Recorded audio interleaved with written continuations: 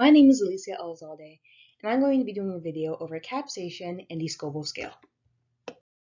First, let's look at the chemical structure of capsaicin. Capsaicin has a molecular formula of C18H27NO3 and has a chemical structure that can be seen above. While capsaicin is naturally found in the capsaicin glands inside peppers, it can come in various other forms, such as a dark red powder, liquid, or solid. It can also come as a white crystalline powder. Although peppers have been used for centuries, the chemical capsaicin was not officially discovered until 1816. Capsaicin was first discovered in 1816 by German pharmaceutical chemist Christian Bischolt as a compound in chili peppers that can create a, quote, burning effect when contacted with tissue.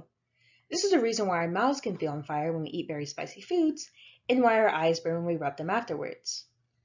While plants have developed high levels of capsaicin to deter mammals from eating them, we still use them to add spice and flavor to our everyday foods. So how exactly does capsaicin affect us?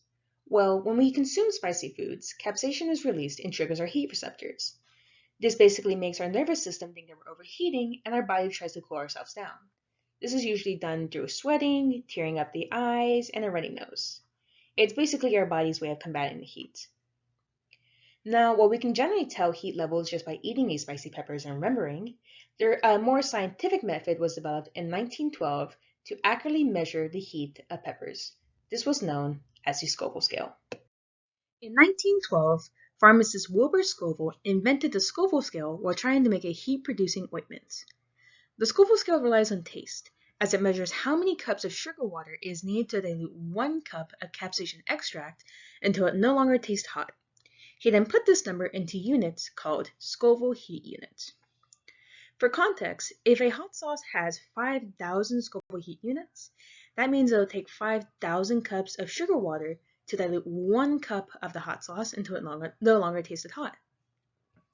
However, this test was very subjective, as it relied on one's taste buds, so we switched to a much more reliable method. Today, we use a much more reliable method called high-performance liquid chromatography, also known as HPLC. According to an article titled Chili Pepper Scoville Scale, HPLC recognizes the capsaicinoids responsible for the pungency, such as capsaicin and dihydrocapsaicin, and determines their concentration reliably. The result of an HPLC test is given in an ASTA severity level. However, this can be converted by a formula into the usual Scoville heat unit value.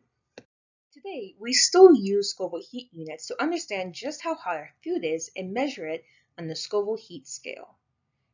It's even become a competition to try and top the scale and hold the title of world's hottest pepper. Now, while many peppers have held this title, the current record holder is the famous Carolina Reaper with up to 2.2 million Scoville heat units. And that concludes my presentation.